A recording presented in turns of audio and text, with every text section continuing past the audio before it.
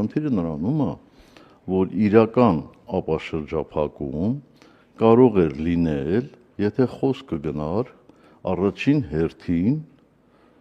ինչպես այս երեկոյի ընթացքում մի անգամ ես ասեցի,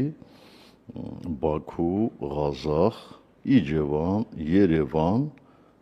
այնուհետև եւ Նախճիվան եւ Թուրքիա։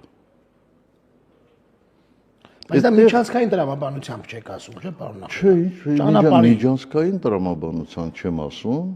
որովհետեւ ոնց որ թե սերվա ոչ ուփուչ իշխանությունների ասելով մեղրինել չի։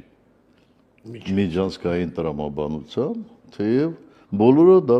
կոչում են միջանցք։ Լինեն եվրոպացիները, լինեն ամերիկացիները եւ